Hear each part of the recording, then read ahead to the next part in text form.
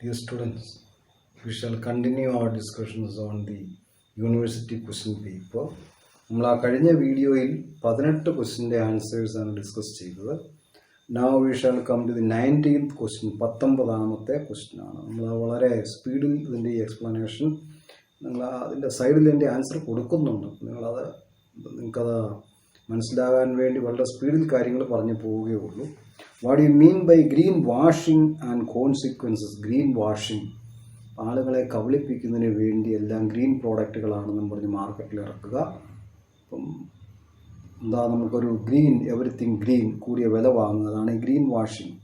So green washing is a kind of marketing spin by which people are being fooled, ആളുകളെ കബളിപ്പിക്കുന്നു, in the name of green products or eco friendly products.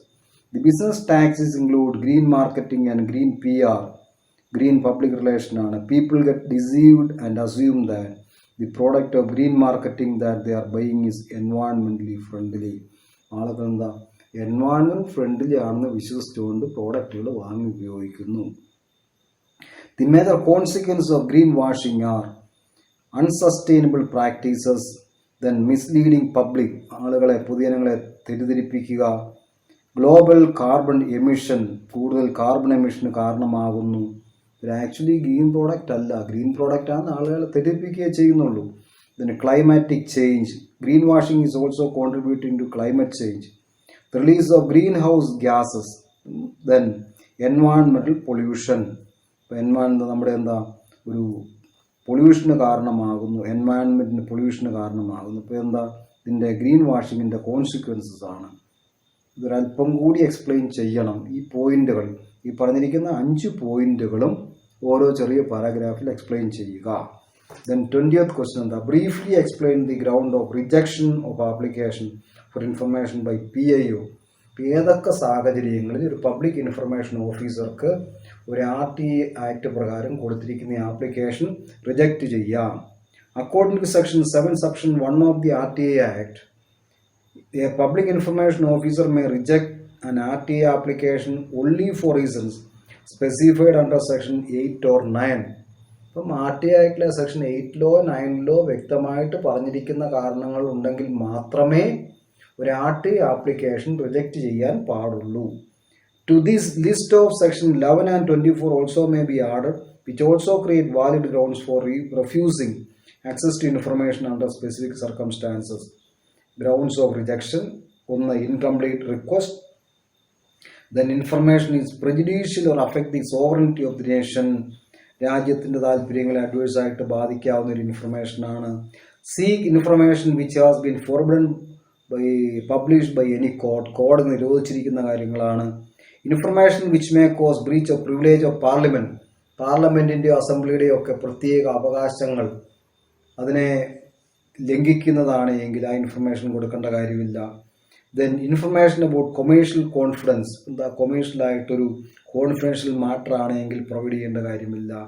Information which would impact obstruct the process of investigation or application of the offender, നമുക്ക് ഏതെങ്കിലും അന്വേഷണത്തെ തെറ്റായ രീതിയിൽ ബാധിക്കാവുന്ന ഒരു information ആണെങ്കിൽ അത് ഡിനൈ ചെയ്യാം. Relate cabinet papers including records for deliberation of council of ministers, മിനിസ്റ്റേഴ്സിൻ്റെ ക്യാബിനറ്റിൻ്റെ നടപടിക്രമങ്ങളുമായിട്ട് ബന്ധപ്പെട്ട പേപ്പേഴ്സോ ഇൻഫർമേഷനോ ആണെങ്കിൽ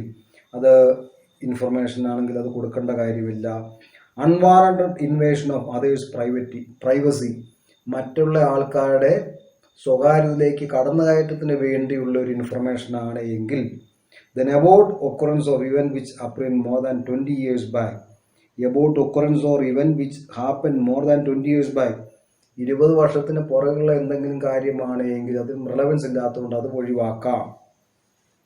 9. Information invoices and infringement of copyright cases which matter is under process of examination, copyright വയലേഷന് കാരണമാകാവുന്ന ഇൻഫർമേഷൻ ആണെങ്കിൽ ഡിനൈ ചെയ്യാം. Notwithstanding anything in the official secret 1923. ഇപ്പോൾ ഒരു ഒഫീഷ്യൽ സീക്രട്ട് ആക്ട് ഉണ്ട്. ഇപ്പം നമുക്ക് ഒഫീഷ്യലായിട്ട് കുറേ കാര്യങ്ങൾ ഒഫീഷ്യൽ സീക്രട്ടായിട്ട് ഗവൺമെൻറ്റുകൾ സൂക്ഷിക്കും. ഇനി ആ ആക്ടിൻ്റെ കീഴിൽ വരുന്ന എന്തെങ്കിലും ഒരു ഇൻഫർമേഷൻ ആണെങ്കിൽ അതും ഡിനൈ ചെയ്യാം, ആ ഇൻഫർമേഷൻ ഡിനൈ ചെയ്യാം. ഈ പറഞ്ഞിരിക്കുന്ന പോയിന്റുകളെല്ലാം തന്നെ 10 പോയിന്റുകൾ എന്താണ്? Grounds under which an application for information can be rejected by the PIO. അപ്പം RTA ആക്ട് പ്രകാരം ഒരു ഇൻഫർമേഷൻ ലഭിക്കുന്നതിന് വേണ്ടി ഒരു ആപ്ലിക്കേഷൻ കിട്ടിക്കഴിഞ്ഞാൽ എന്തൊക്കെ സാഹചര്യങ്ങളിലാണ് ഒരു പബ്ലിക് ഇൻഫർമേഷൻ ഓഫീസർക്ക് ആപ്ലിക്കേഷൻ റിജക്റ്റ് ചെയ്യാവുന്ന പ്രധാനമായിട്ടും 10 കാര്യങ്ങളാണ്. ഇത് ഈ രീതിയിൽ തന്നെ നമ്മൾ കൊടുത്താൽ മതി. ഇതിനടുത്തത് 21ാമത്തെ question. Explain the human rights of prisoners. Jail പുള്ളികളുടെ മനുഷ്യാവകാശങ്ങൾ. ജയിൽ പുള്ളികൾക്ക് എന്താണ്? UN ചാർട്ടർ പ്രകാരവും UN ട്രീറ്റുകൾ പ്രകാരവും ജയിൽ പുള്ളികൾക്ക് വലിയ രീതിയിലുള്ള മനുഷ്യാവകാശങ്ങളുണ്ട്. ജയിൽ പുള്ളികളെ നമ്മളെന്താ മനുഷ്യരായിട്ട് കണക്കാക്കണം. അവർക്ക് അവരുടെ ആ ഒരു സ്വാതന്ത്ര്യം, ജയിലിനുള്ളിൽ ആവശ്യത്തിന് സ്വാതന്ത്ര്യം കൊടുക്കണം, ഫെസിലിറ്റീസ് കൊടുക്കണം, നല്ല ആഹാരം കൊടുക്കണം, നല്ല ട്രീറ്റ്മെൻറ്റ് കൊടുക്കണം. ഇതെല്ലാം അതിൻ്റെ അകത്ത് വരുന്നതാണ്. നമ്മൾ ഒന്ന് പെട്ടെന്ന് തന്നെ നോക്കിക്കഴിഞ്ഞാൽ basic principles for the treatment of prisoners adopted proclaim by general assembly resolutions 45/111 of 14 December 1990. All prisoners shall be treated with respect due to their inherent dignity and value as human beings. അതൊരു 11 പോയിന്റുകൾ അതിൻ്റെ അകത്ത് പറഞ്ഞിട്ടുണ്ട്. ഇത് explain the human rights of prisoners. നിങ്ങൾ ആ 11 പോയിന്റുകളും നിങ്ങൾ നോക്കി പഠിക്കുക. ഇത് ഇതേപടി തന്നെ എഴുതിയാൽ മതി. സാധാരണ ഇതെന്താ കഴിഞ്ഞ വർഷം ഇത്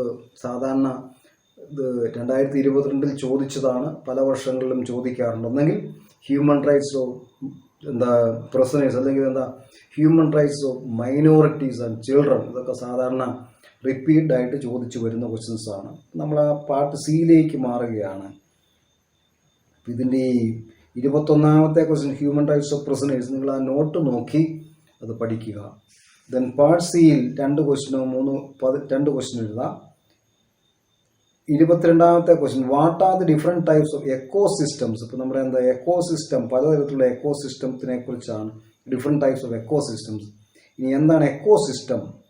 The ecosystem is the structural and functional unit of ecology where the living organisms interact with each other and the surrounding environment. In other words, an ecosystem is a chain of interactions between organisms and their environment. ഇപ്പോൾ ജീവജാലങ്ങളും അവയുടെ ആവാസ വ്യവസ്ഥ അല്ലെങ്കിൽ അവരുടെ പരിസ്ഥിതിയുമായിട്ടുള്ള ഒരു ഇൻട്രാക്ഷനാണ് നമ്മൾ ecosystem കൊണ്ട് മീൻ ചെയ്യുന്നത്. The term ecosystem was first coined by A.G. Tansley, an English botanist in 1935. Then read on to explore the structure, components, types and functions of the ecosystem in the ecosystem notes provided below. എക്കോസിസ്റ്റമായിട്ട് ബന്ധപ്പെട്ട പ്രധാനപ്പെട്ട കാര്യങ്ങൾ നമ്മൾ താഴെ explain ചെയ്യുന്നുണ്ട്. ഒന്ന്, types of ecosystems. പ്രധാനമായിട്ടും എന്തൊക്കെ തരത്തിലുള്ള എക്കോസിസ്റ്റമാണ്. അത് ആ ഹെഡിങ് മാത്രമേ ഞാൻ പറയുന്നുള്ളൂ.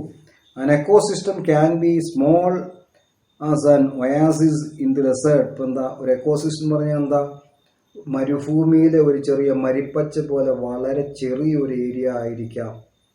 മരിപ്പച്ച മരുഭൂമി മുഴുവൻ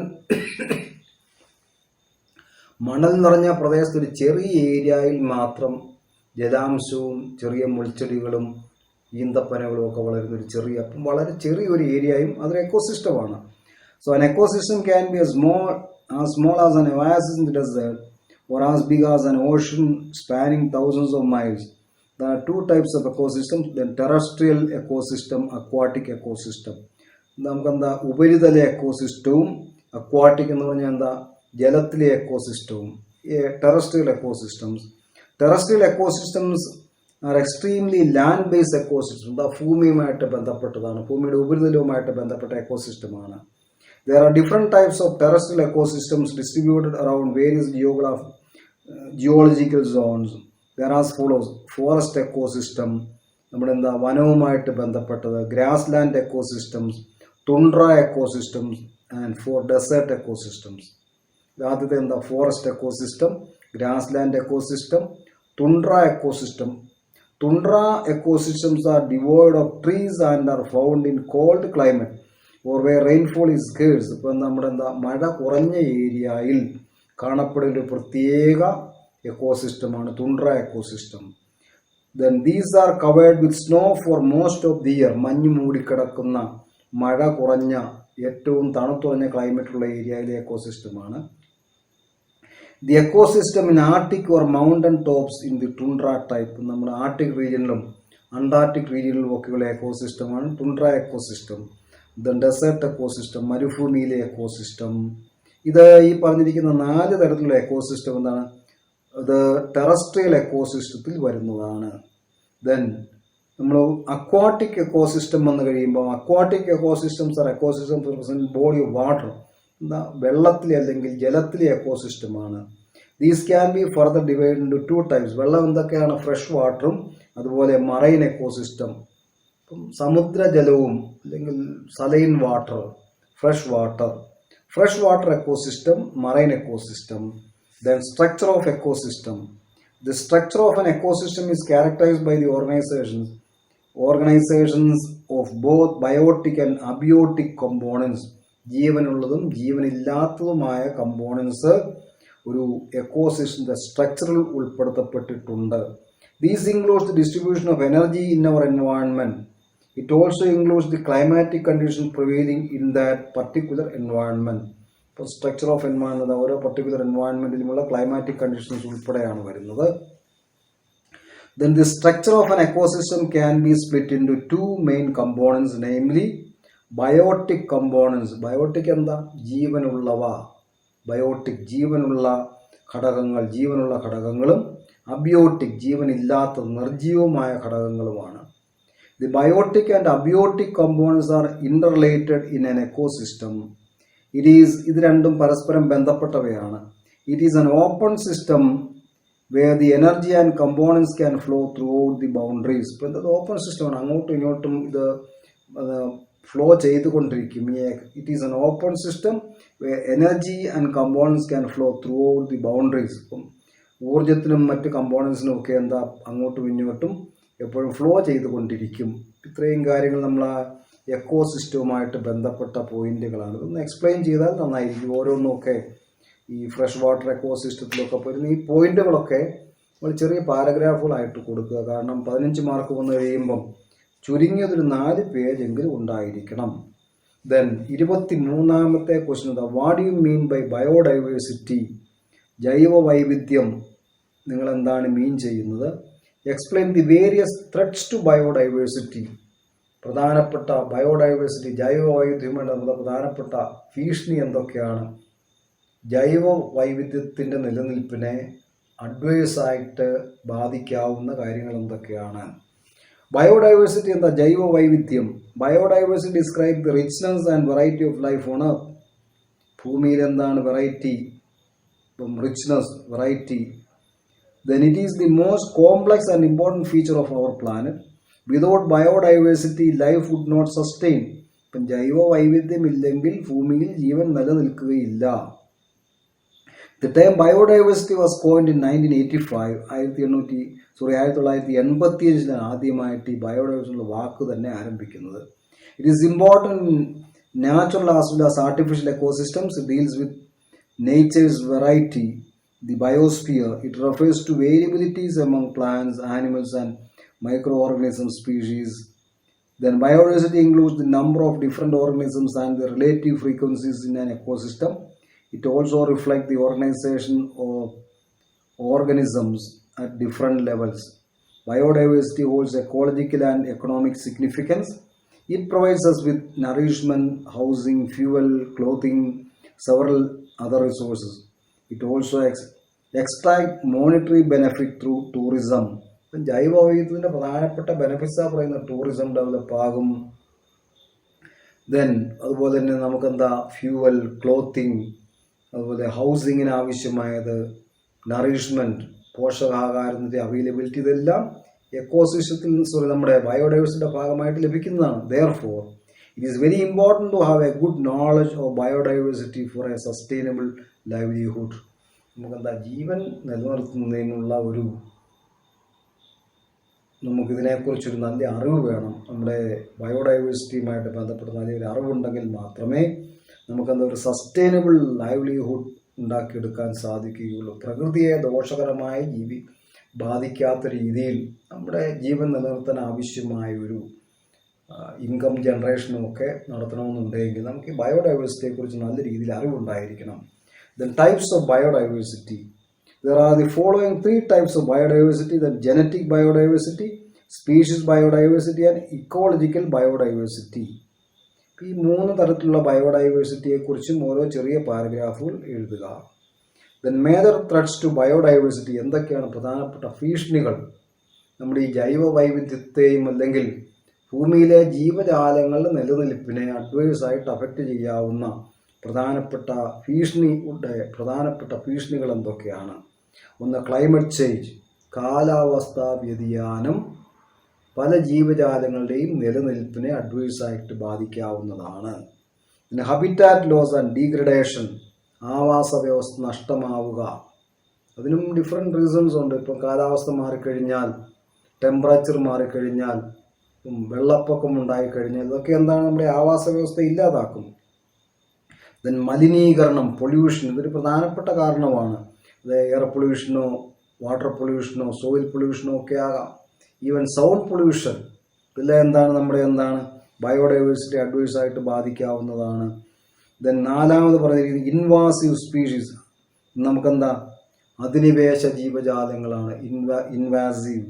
നമുക്ക് നമ്മുടെ ഈ ഒരു ജയന്റ് ആഫ്രിക്കൻ സ്നെയിൽ, ആഫ്രിക്കൻ ഒച്ച്, നമ്മുടെ ആഫ്രിക്കൻ റീജിയനിൽ നിന്നും എങ്ങനെയോ നമ്മുടെ നാട്ടിലെത്തിയതാണ് വലിപ്പം കൂടിയ ഒച്ചുകൾ. അതുപോലെ നമ്മളിപ്പം വളർത്തുന്ന പിരാന എന്ന് പറയുന്ന ആഫ്രിക്കൻ മുഷി, ഇതൊക്കെ നമ്മുടെ ഇൻഡിജിനസ് ആയിട്ട് നമ്മുടെ നാട്ടിലുണ്ടായതല്ല. നമ്മൾ കടന്നുകയറ്റക്കാരാണ് ഇൻവേസീവ് അധിനിവേശ ജീവജാലങ്ങൾ. ഇപ്പം അധിനിവേശ ജീവജാലങ്ങൾ വന്നു കഴിഞ്ഞാൽ അതെന്താണ്? നമ്മുടെ ഓരോ ഏരിയയിലും കാലാകാലങ്ങളായിട്ടുള്ള ജീവജാലങ്ങളെ അഡ്വേഴ്സായിട്ട് അഫക്റ്റ് ചെയ്യും. അപ്പം അതാണ് പറഞ്ഞിരിക്കുന്നത്. ഇപ്പം invasive species, then over exploitation, over exploitation of nature, water, land, ഇതെല്ലാം പറയുന്നുണ്ട്. എക്സസീവായിട്ട് എക്സ്പ്ലോയിറ്റ് ചെയ്യുക. Other potential threats. അപ്പം മറ്റ് പൊട്ടൻഷ്യൽ ത്രെഡ്സ് എന്തൊക്കെയാണ്? ഒന്ന്, ക്ലൈമറ്റ് ചേഞ്ച്, കാലാവസ്ഥാ വ്യതിയാനം. 2ാമത്തെ പറഞ്ഞിരിക്കുന്നത് increase in the temperature of atmosphere has major effects on environment such as season rising of sea level etcetera. അപ്പം നമ്മൾ ആ മുകളിൽ പറഞ്ഞിരിക്കുന്ന 6 പോയിന്റുകളുടെ എക്സ്പ്ലനേഷനാണ്. 2ാമത് habitat loss and degradation. Habitat loss may be either caused by natural events like natural calamities, geological events or then anthropogenic activities. ഇപ്പം anthropogenic activities like deforestation and man induced climate change. Anthropogenics എന്ന് പറഞ്ഞാൽ മനുഷ്യനിർമ്മിതമായ കാരണങ്ങളാണ്. Then pollution, be it water, air or land pollution, all forms of pollution appear to be threat to life form. ഇപ്പം എല്ലാ തരത്തിലുള്ള പൊല്യൂഷനും ജീവന്റെ നിലനിൽപ്പിനെ ദോഷകരമായിട്ട് ബാധിക്കും. Invasive species an exotic or unnatural species can be any kind of organism that has been introduced to a foreign habitat. This introduction can cause major threats to the native species. ഓരോ ഏരിയയിലുമുള്ള സ്പീഷീസിന്റെ നിലനിൽപ്പിനെ അത് വളരെ ദോഷകരമായിട്ട് ബാധിക്കാം. Then over exploitation. Over exploitation എന്നത് എല്ലാ രീതിയിലുമുള്ള over exploitation വരും. Over exploitation refers to the act of over harvesting species, the natural resources at rate faster than they can actually sustain themselves in the world. Then other potential threats. Then epidemics. ഇപ്പം വലിയ രീതിയിലുള്ള പകർച്ചവ്യാധികൾ, infectious diseases, പകർച്ചവ്യാധികളും epidemics. ഇപ്പോൾ epidemics എന്ന് പറഞ്ഞാൽ നമ്മുടെ ഈ ഒരു കൊറോണ എപ്പിഡമിക് പോലെയുള്ളത് ഒരു ഡിസാസ്റ്ററാണ് ഉണ്ടാകുന്നത്. Then diseases of wild life such as Ebola virus disease, infectious brucella disease and flu affect wild life and biodiversity. പിന്നെ നമുക്കെന്താ ഇതിൻ്റെ അകത്ത് പറഞ്ഞിരിക്കുന്നത് എക്സ്പ്ലനേഷൻ റിക്വയർഡ്. ബയോഡൈവേഴ്സിറ്റിക്ക് 7.5 മാർക്കും ത്രെട്ടിന് 7 മാർക്കും. അപ്പോൾ ആ രീതിയിൽ വേണം നമ്മൾ ആൻസർ അതിനെ ഡിവൈഡ് ചെയ്ത് കൊടുക്കാനായിട്ട്. ദെൻ 24ാമത്തെ ക്വസ്റ്റ്യൻ എന്താണ്? Write an essay on green accounting. Green അക്കൗണ്ടിങ്ങുമായിട്ട് ബന്ധപ്പെട്ട എസ്സേ എഴുതുക എന്നുള്ളതാണ്. Green accounting system. The green accounting system is a type of accounting that attempts to factor എൻവയോൺമെന്റൽ cost into financial results of operations. എന്താ നമ്മുടെ financial results of ഓപ്പറേഷനും എൻവയോൺമെന്റൽ ഫാക്ടേഴ്സുമായിട്ട് ബന്ധപ്പെടുത്തിയുള്ള ഒരു അക്കൗണ്ടിങ് സിസ്റ്റമാണ് green accounting system. So green accounting system is a type of accounting that attempts to factor environmental cost into financial results of operations. It has been argued that gross domestic product ignores the environment GDP എല്ലായ്പ്പോഴും എന്താ നമ്മുടെ പരിസ്ഥിതിയെ പൂർണ്ണമായിട്ടും ignore ചെയ്യുന്നു, അതിനെ കണക്കിലെടുക്കാതെയാണ് പലപ്പോഴും നമ്മൾ GDP calculate ചെയ്യുന്നത്. And therefore policy makers need a revised model that incorporates green accounting. The term was first brought into common usage by economist and Professor Peter Wood in 1980s. 1980കളിലാണ് green accounting എന്നുള്ളൊരു concept തന്നെ ഉടലെടുക്കുന്നത്. India's former Environment Minister Mr. Jairam Ramesh first time stressed the need and the importance of being green accounting practices to be forefront of accounting in India. അപ്പോൾ നമ്മുടെ ജയറാം രമേഷ് ആണ് ഇപ്പം ഈ ഒരു സിസ്റ്റം ഇന്ത്യയിൽ ഇൻട്രൊഡ്യൂസ് ചെയ്യുന്നത്. Objectives of green accounting system, പ്രധാനപ്പെട്ട ലക്ഷ്യങ്ങൾ എന്തൊക്കെയാണ്? To identify that part of gross domestic product that reflect the cost necessary to compensate for negative impact in economic growth, that is the defensive expenditures. 2. To establish the linkage of physical resource accounts with monetary environmental accounts. 3. To assessment of environmental cost and benefits. നമ്മുടെ ഓരോ പ്രവർത്തനവും, മനുഷ്യൻ്റെ ഓരോ പ്രവർത്തനങ്ങളും, GDPയുടെ വർധനവിന് വേണ്ടി മനുഷ്യൻ ചെയ്യുന്ന ഓരോ പ്രവർത്തനവും അത് എൻവയോൺമെൻറ്റിന് എത്രമാത്രം നഷ്ടം സംഭവിക്കുന്നുണ്ട്. എൻവയോൺമെൻറ്റൽ കോസ്റ്റ് എന്താണ്? ഇൻഡസ്ട്രിയുടെ പ്രവർത്തനം കൊണ്ട് എൻവയോൺമെൻറ്റിന് എന്ത് കോസ്റ്റ് ഉണ്ടാകുന്നു, എൻവയോൺമെൻറ്റിൻ്റെ നഷ്ടം എന്താണ്, അത് അസസ് ചെയ്യുക. To accounting for maintenance of tangible resources, to elaborate and measurement of indicators of എൻവയോൺമെൻ്റലി അഡ്ജസ്റ്റഡ് പ്രോഡക്റ്റ് ആൻഡ് ഇൻകം. ഈ 5 പോയിന്റുകൾ എന്താണ്? ഓബ്ജക്റ്റീവ്സ് ഓഫ് ഗ്രീൻ അക്കൗണ്ടിങ് സിസ്റ്റമാണ്. ഇനി ഇതിൻ്റെ ഇമ്പോർട്ടൻസ് എന്തൊക്കെയാണ്, ഇതിൻ്റെ പ്രാധാന്യം? Changes in the environment have a negative bearing on not just environment but the economy as a whole. Changes നമ്മുടെ പരിസ്ഥിതിയിൽ വരുന്ന ചേഞ്ചസ് പലപ്പോഴും ആവാസ വ്യവസ്ഥയിൽ മാത്രമല്ല, പരിസ്ഥിതിയിൽ മാത്രമല്ല, നമ്മുടെ എക്കണോമിയെ മൊത്തമായിട്ടും ദോഷകരമായിട്ട് ബാധിക്കാം. And it is a well-known fact that changes in the economy have a direct bearing on the changes in any business. It is also important to note that gross domestic product of a country can be affected by the environmental and climatic changes. നമ്മുടെ GDP എൻവയോൺമെൻറ്റിൽ വരുന്ന adverse ഇമ്പാക്റ്റും കാലാവസ്ഥാ വ്യതിയാനവും ഒക്കെ ദോഷകരമായിട്ട് ബാധിക്കാം. Therefore, it is the best tool for business to understand and manage the potential quid pro quo between traditional economic goals and environmental goals. Something in return, a quid pro quo. Traditional economic ഗോൾസും environment ഗോൾസുമായിട്ട് എന്താണ് പകരമായിട്ട് നിൽക്കുന്നത്? It also increases the important information available for analysing policy issues, especially when those vital piece of information are often overlooked. Hence we can say that it is necessary for understanding of better lose the saddle than horse. ഇപ്പം നമ്മുടെ കുതിരയുടെ ജീനി, കുതിരപ്പുറത്ത് നമ്മൾ ഇരിക്കുകയും കുതിരയെ control ചെയ്യുകയും ചെയ്യുന്നൊരു സംവിധാനമാണ് സാഡിൽ എന്ന് പറയുന്നത്. അപ്പോൾ കുതിര നഷ്ടപ്പെടുന്നതിനേക്കാളും ഭേദം കുതിരയുടെ ജീനി നഷ്ടപ്പെടുന്നതാണ്, സാഡിൽ നഷ്ടപ്പെടുന്നതാണ്.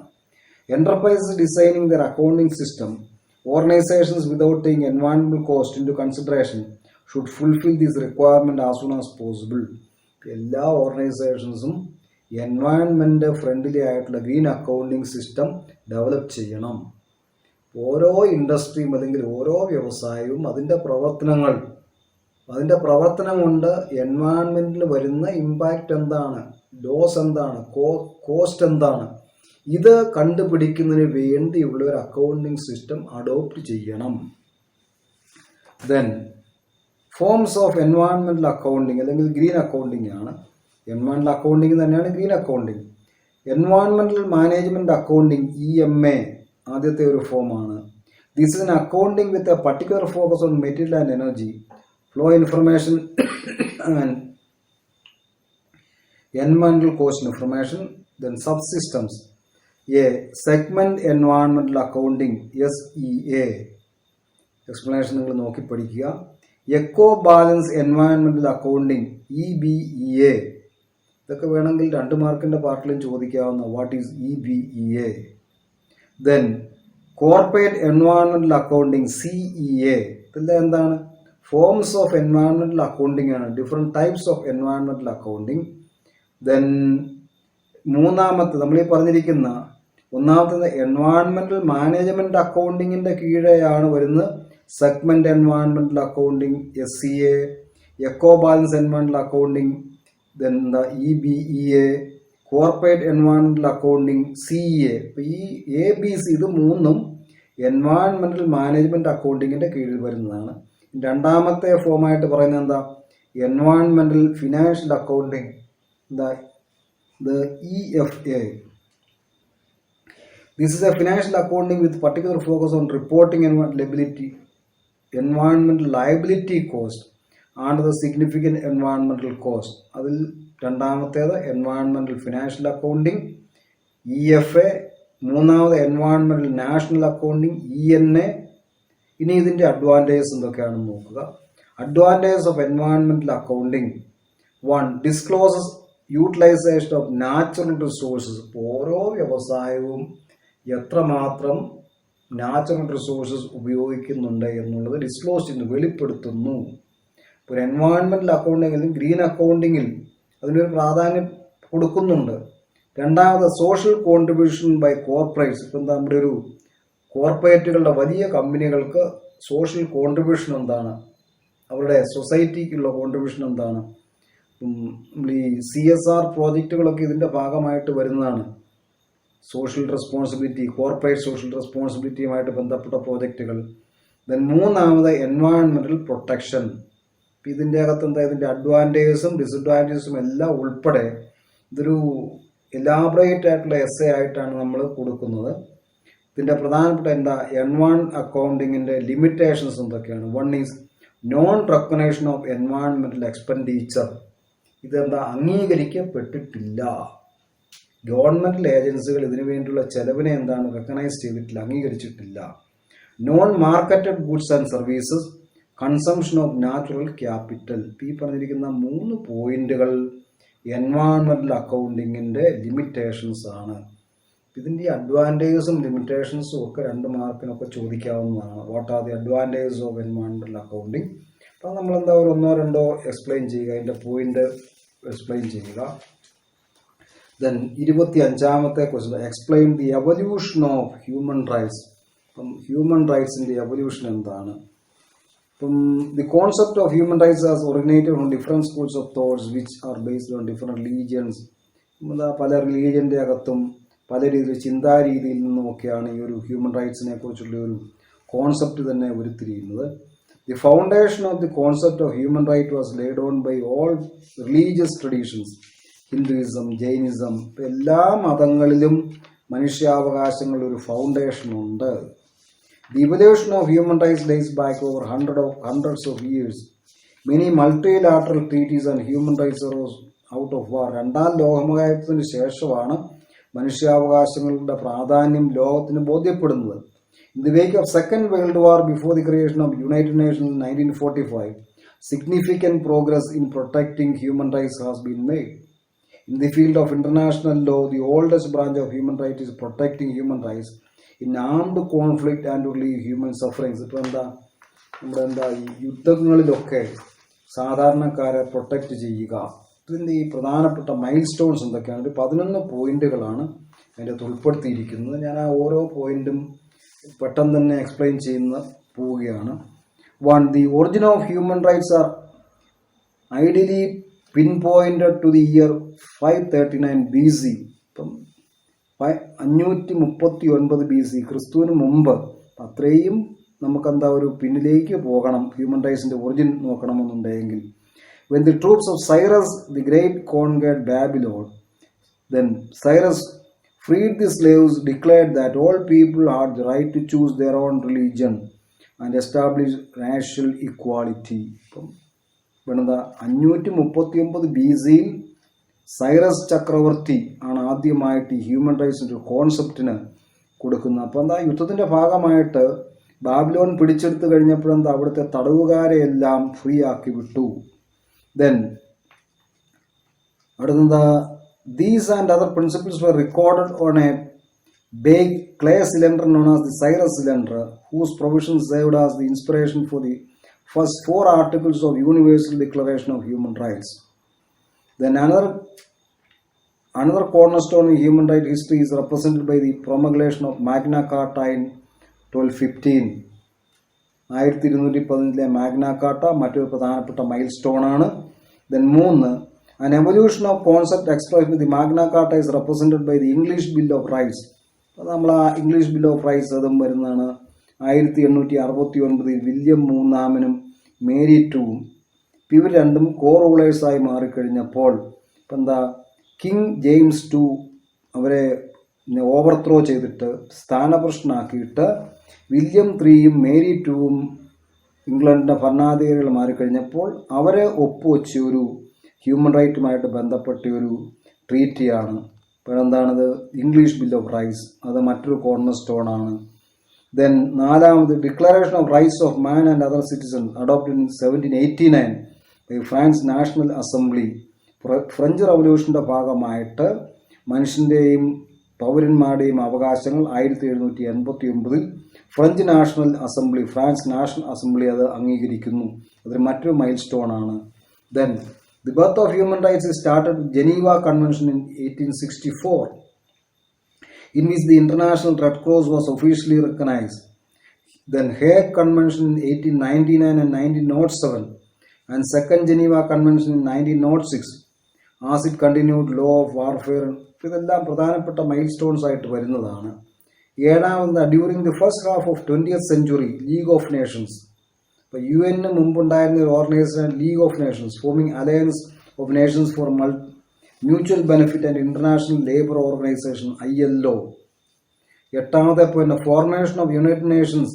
ഇപ്പം 1945 formation of United Nations, treaties to prevent wars, upholding human dignity, social and economic justice all mankind. ഇതെല്ലാം എന്താ മൈൽ സ്റ്റോൺസ്. അപ്പം എന്താ നമ്മുടെ ഒരു ഹ്യൂമൻ റൈറ്റ്സുമായിട്ട് ബന്ധപ്പെട്ട മൈൽ സ്റ്റോൺസ് എന്തൊക്കെയാണ്. ദെൻ അടുത്ത പോയിന്റ് എന്താണ്, universal declaration of human rights 1948. The influence of UDHR has been substantial and together. അപ്പം അതിൻ്റെ ആ പോയിന്റുകളെല്ലാം തന്നെ ഉണ്ട്. Then international bill of rights that lace down the obligations of the government. Then human rights have continued to evolve and since its foundation. The United Nations have adopted more than 20 principal treaties, including the conventions to prevent and prohibit specific abuses like torture and genocide, and to protect particularly vulnerable population. United Nations വ്യക്തമായ ട്രീറ്റുകൾ ഏർപ്പെട്ടിട്ടുണ്ട്, രാജ്യങ്ങൾ ഒപ്പുവെച്ചിട്ടുണ്ട്. പക്ഷേ എന്താ നടപ്പിലാക്കുന്നതിൽ പലപ്പോഴും പരാജയപ്പെടുന്നു എന്ന് മാത്രം. ഇപ്പോൾ conventions relating to status of refugees, Women Convention of Elimination of All Forms of Discrimination of Women 1979, and Children Convention of the Rights of Child 1989. ഈ പറഞ്ഞിരിക്കുന്ന 11 പോയിന്റുകളും മനുഷ്യാവകാശത്തിൻ്റെ എവല്യൂഷനുമായിട്ട് ബന്ധപ്പെട്ട പ്രധാനപ്പെട്ട മൈൽ സ്റ്റോൺസ് ആണ്. ഈ പോയിന്റുകളൊക്കെ ഓർത്തെഴുതുക. നമ്മൾ ആ 25ാമത്തെ ക്വസ്റ്റിൻ്റെ ഡിസ്കഷനും കഴിഞ്ഞു. ഇതോടുകൂടി ഈ വീഡിയോ അവസാനിക്കുകയാണ്. അപ്പം നിങ്ങൾ ഇതിന് മുമ്പുള്ള 2 ക്വസ്റ്റ്യൻ പേപ്പറിൻ്റെ വീഡിയോ നമ്മൾ അപ്ലോഡ് ചെയ്തിട്ടുണ്ട്. അപ്പോൾ ഈ 3 ക്വസ്റ്റ്യൻ പേപ്പർ ഡിസ്കഷൻ നിങ്ങൾ നോക്കിപ്പോയാൽ നന്നായിരിക്കും. Thanks for watching this video.